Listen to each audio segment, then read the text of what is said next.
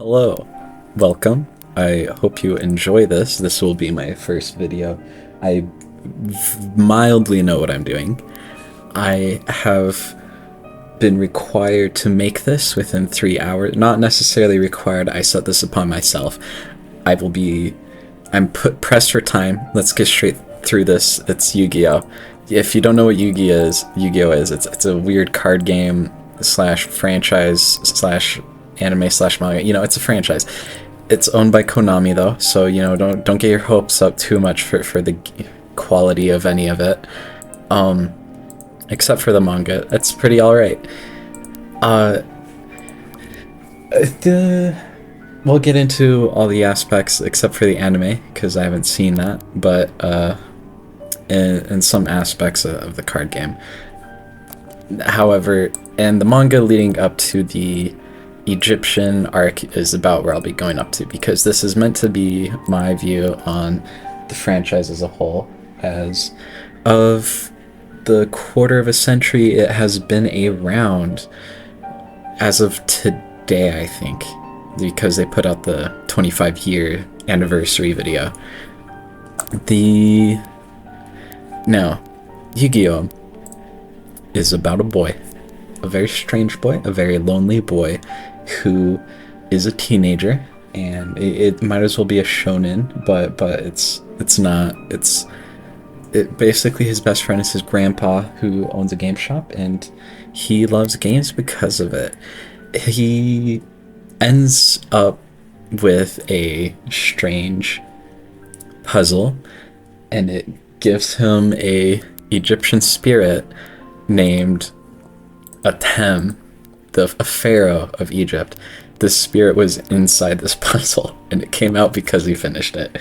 I won't get into specifics, but basically the premise of Yu-Gi-Oh! Is that, and now whenever someone is mean to him, the spirit will come out, possess his body, and it will challenge them to a game. The game is a shadow game, and that shadow game means that whoever loses the game will be sent to the shadow realm as punishment.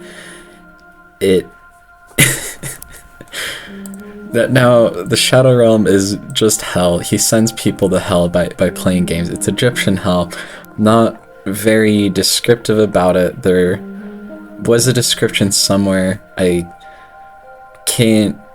I couldn't take the time out to find the description, but basically it's like a ton of pain and garbage and torment and shit. It's the world, the darkness. So naturally you don't want to end up there, and that means everyone gets their judgment because they were mean to Yugi. And don't worry, Yugi is a pure, innocent, sweet soul who is just having a rough time because he's so shy and quirky. But it goes from that to him getting friends because of that, to him challenging the child of one of the biggest corporations in the country who really hates him because he's good at reasons, and then he goes and beats him, and then the game he beat him in was Yu-Gi-Oh! But there were holograms, so it's really cool. And then after that they go to an island and do a tournament arc where the final one is someone who has a eyeball instead of a puzzle, because the puzzle he put together for the pharaoh was an Egyptian relic, and he has a relic, but it's an eye, and it gives him a special power. It helps him read minds. I know. And he beats him. They go on. There's some shonen moments between characters, and then they go on, and then eventually there's some weird stuff with the cards, because it turns out the cards come from Egypt, and they because they harnessed the power of the Egyptian gods, each of the cards, and then they translated those, and then they made those into stupid toy cards. But three of those were the three most powerful gods in Egypt or something, and they it didn't. And so there's only one copy of those cards ever made. Um, so to you and using them will actually do like weird shit. It will actually like harm people or something. I don't. I think it might, it might just outright kill them if they play the game. Just put the Shadow Realm effect on the whole Yu-Gi-Oh game. It will, and from there they win that. There's some, it goes over some lore with the Tem, Pharaoh, Spirit, and then I think everybody just fucks off and it concludes in its own right. And then Yu-Gi-Oh keeps going, and it's been going for 25 years. they each one is like a different story or something. It's fine. But they keep changing, adding to the rules, and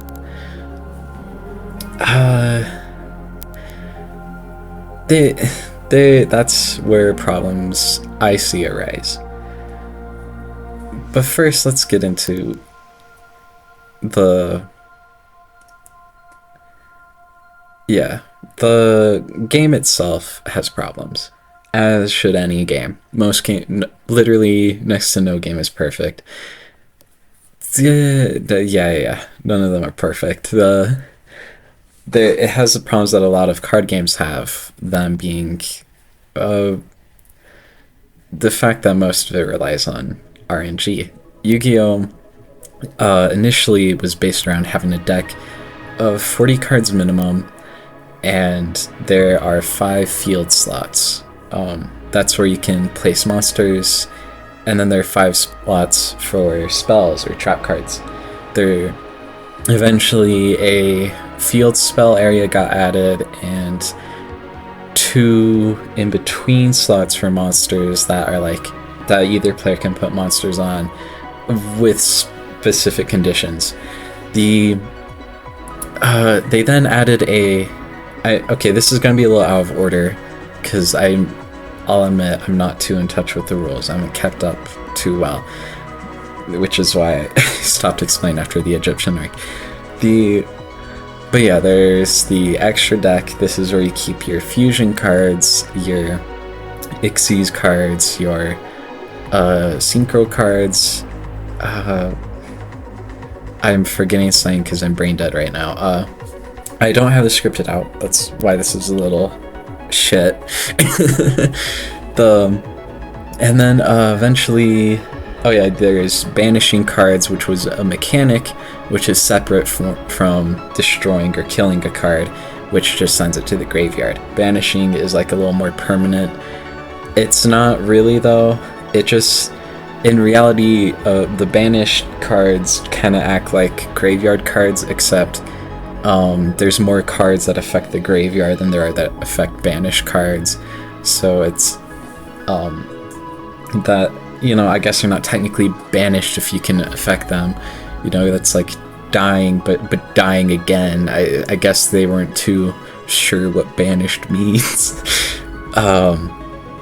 And those aren't really the problems. It's fine for a game to evolve. It's healthy, especially if it's a collectible card game, which Yu-Gi-Oh! Was supposed to be in some sense.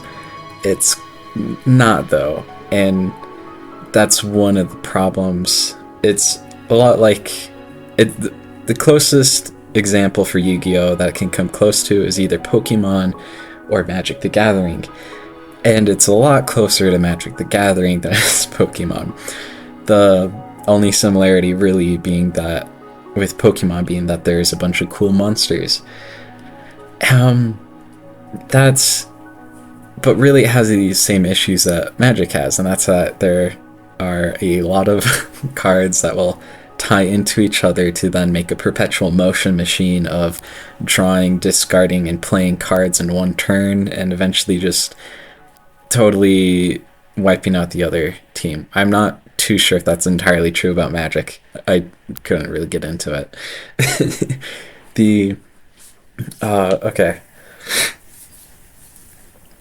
what happened? The problems with Yu-Gi-Oh. The main issues being that as time went on, they started making more cards. I think the first sign of this was with the Blue Eyes, either Blue Eyes, the Harpies, or Toon World. These were examples in which you would play a card to add on to another card to then build to something greater and then have like the end point or like the peak of strength. I'm not sure when this happened, but with Blue Eyes, eventually they introduced the fusion condition for the Blue Eyes to then be like Blue Eyes Ultimate or Twin Burst. And then Harpy Sisters had some cards that would affect specifically cards with the same name, being Harpy, being like Harpies. That I think is a little more niche and not really good, and no one really remembers that except for anyone who really got through the Pegasus arc, which I'm sure no one really paid attention to the Harpies though. Other than the Feather Duster. The Feather Duster is really cool because it's a little broken. The main one being the best example though, it would still be Toon World though. That being that you put down a Toon monster, you put down a field card, which is the Toon World Palace, or I think that's what it was called. And that it would just make it so I think it made it so that all the Toon monsters were invincible or just ridiculously strong, or gave non-Toon monsters such an extreme disadvantage that was just kind of then it had some cards tying into that Toon thing where like everything with Toon would tie into each other, and it started showing signs of the perpetual motion machine, and that's not bad. Where it got bad was when every card started doing that, and then every card and then they just kept going on and on. And now it's like each time they release some new cards, it's a new meta with these new cards, which would act as a perpetual motion machine. It's just which one's a better one at staying perpetual, which one's better at summoning tons of things super quickly, making everything invincible, and then making it so they can do 8,000 points of direct damage to you in one turn.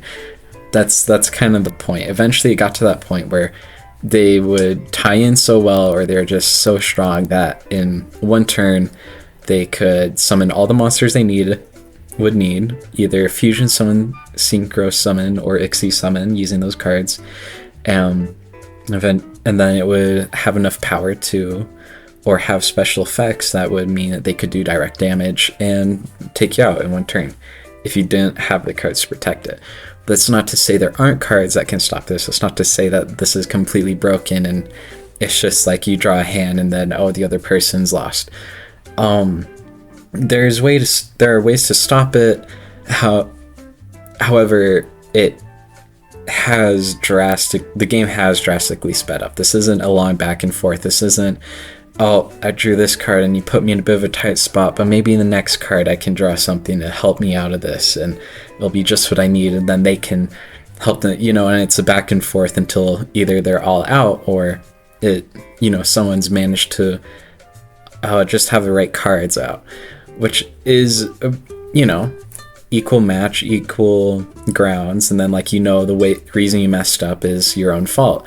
It's a matter of strategy, it's a matter of bluffing, and it's really fun. If it's just like, oh, flip a coin, but you need to read 5 paragraphs first, it does take the wind out of the game. It makes it a little rough.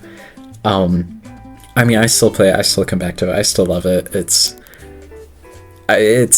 I do get a bit of a disdain for it though, a lot of the time. But that's not to say Yu-Gi-Oh is bad. It's not bad. It's just over time it's evolved because that's what it does. That's what long-running card games do. Most long-running games, mostly card games though. But they aren't really problems in the same sense. Going back to the problems, the real issue being, oh, you can take out someone one turn. It's just a coin flip and you read 5 paragraphs first.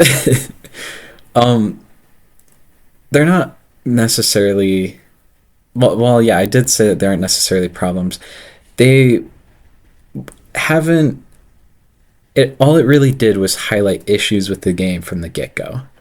The game was always kind of like that, because even though before each card could kind of help you out, because not every card would signal the game would end, I think that it has encouraged people to put together decks that were more tied together, and everyone playing it gets a little more competent about that.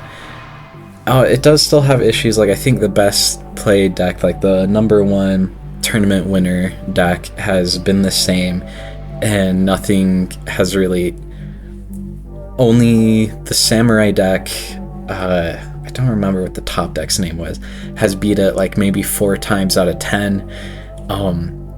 It hasn't been great. It's which, I mean, that's not a good sign. That's a bit of a sign of imbalance, where if that's the case, they should probably, that's a matter of balancing, and that's fine.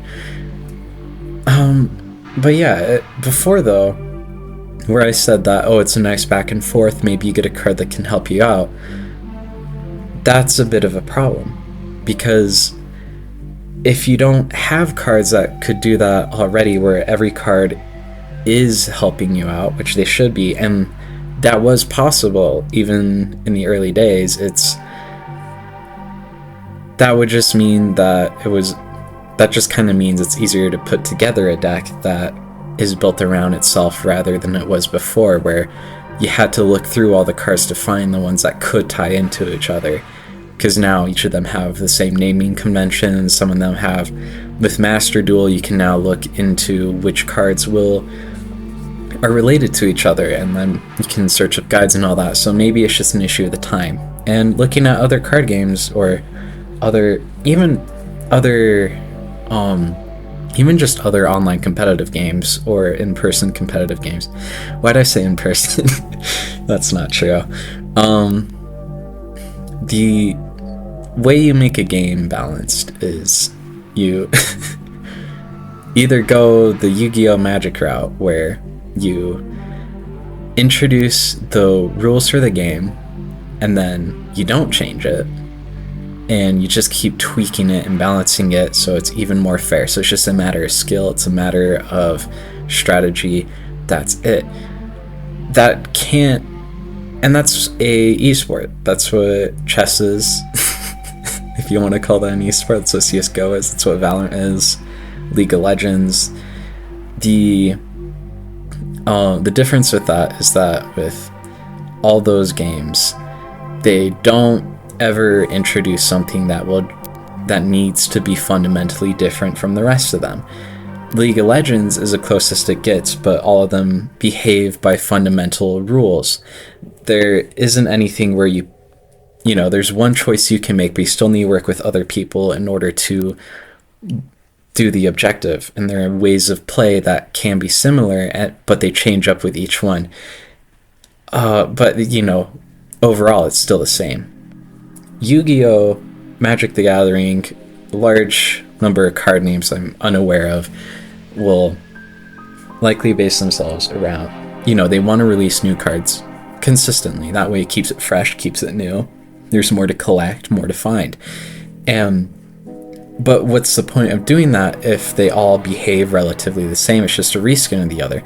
There will be people that will still go out and find those, but end of the day, if you're playing the game, it's not going to matter too much. Like, what the fundamental method of play isn't changing, and Yu-Gi-Oh! Wants to change that up. It wants to keep it fresh. It wants to stay relevant. So because of that, it will keep releasing new cards that tie in with each other in new relevant ways. They introduce a new mechanic, introduce new systems, and hopefully they tie into a way that shakes up the rest of the game. And if it does in a bad way, they balance it. If it does in a, relatively the same way, it's staying competitive with the rest of it, they keep it in, and hopefully people don't exploit it later on. So maybe the game never really changed. Maybe it was always Just maybe it's just how you would see it. You know, simpler times. And Yu-Gi-Oh is lovable for a lot of ways. There's a lot of things behind it that make it appealing.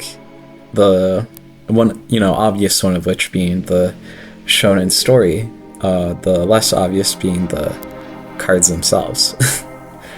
And I think that it's really important to point out the manga itself.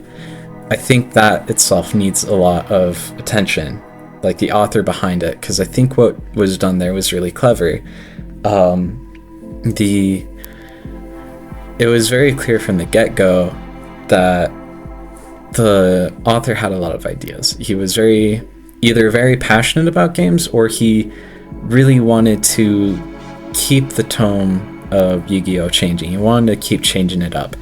And so, you know, how would you keep changing up the things you draw, keep changing the different styles, the different things you have to play with, if, you know, you keep it in the same setting with the same characters, following a story you have set, and do that for as long as possible? That doesn't sound great. Like, you know, if you're an artist, you don't want to keep drawing the same same hairstyle. You don't want to keep drawing the same materials or anything. So I think it was really clever that, and I really appreciate that he just kept coming up with games, because initially it was just some random street games, and then he spiced it up by introducing this game where the dice were monsters, and then when you'd roll it, it would unfurl, and that would be the route, and you'd move your monsters across that route, and that was really cool, really interesting. And then it was Yu-Gi-Oh, where you play down a card, and that's a monster, it's a trap, it's a spell, and that way he can draw dragons, robots, samurais, birds, fish, whatever he wanted, really. Like, he can draw a summoning altar right next to a slice of pizza with a tractor on top, which, you know, it's really cool. It's really easy to appreciate. It has a lot of charm. The end of the day, I think it's really nice to appreciate the message behind Yu-Gi-Oh! Because I said I would talk over this later, and I'm going to talk about it right now. The manga is about a weird boy who doesn't have any friends, who is, you know, he lives with his grandpa who owns a game shop, and he is given a puzzle that his grandpa found back when he was an archaeologist. It's an ancient puzzle he wasn't able to solve. It's called the Millennium Puzzle. It hides a secret. That secret being whoever pieces together the puzzle will be granted whatever they desire, a wish. Yugi just keeps it next to him on his desk, and he keeps trying to solve it when his grandpa gives it to him. He's not the best at school. People, you know, he's shy. He's not well liked socially. There's the shy girl in the corner that's like his soulmate, because of course that's there, but he's picked on. But all he really wants are friends. He just wants to have some good friends. That's all he really wants. And eventually he solves that puzzle. He puts together the Millennium Puzzle and summons a Tem. He's granted one wish, and he makes it. He wants to have a best friend. He wants to have friends. Find himself a group of people. And so a Tem partners with them, and over the course of the manga he plays games, beats people, sends them to the Shadow Realm, but in a weird way it ties in the people around him till he ends up being friends with everyone. Tristan and Joey kind of used to pick on him, and that they're now the goofballs. Joey and Tristan just kind of goof around. They love him. T, the girl that he kind of crushed on him, she starts following him around because he starts acting strange, and like she wants to be his friend too. And then even like some random side character like Bakura, who well, he's not really a side character, but he kind of feels like it. In my, Bakura is the most notable because he also had a Millennium item, which is like a necklace. But he summons a spirit that turns him evil. It makes him want to attack Yugi. Even though he becomes best friends with Yugi, he tries to kill him. The spirit tries to kill him. It possesses Bakura, and then Bakura finds out that the spirit's there too and challenges him to a shadow duel. Eventually they beats him, and then he ends up being friends again because they want to take care of him. And then it all leads up to the foundation of Yu-Gi-Oh!, which is with Kaiba and Makuba. Makuba being Kaiba's younger brother that you may not remember. And basically he really believes in his older brother. He really wants his approval, his dad's approval. He wants to be liked and appreciated, but in order to do that, he has to crush Yugi and his friends. Even if he doesn't really hate them, he despises them because they're things that he needs to hate. He needs to beat them to get closer, to get loved, which is what Yugi kind of had. He wanted to solve this puzzle. He wanted to get closer with people, but instead the only thing he could do was play games. And that's what he does. He plays a game with Makuba. It's the dice game I talked about earlier. A really cool game. I kind of wish maybe they did make that. I'll look into that. But after that, he faces Kaiba, who introduces the new game, Yu-Gi-Oh! And and what happens is Yugi faces Kaiba, and Kaiba acts nearly as a mirror image of Yugi. Where Makuba was nearly the same, they don't focus on Makuba nearly as much as Kaiba. Kaiba is more begrudging than Makuba. He isn't willing to give in. Makuba almost immediately is fine with them beating him. Kaiba doesn't like this.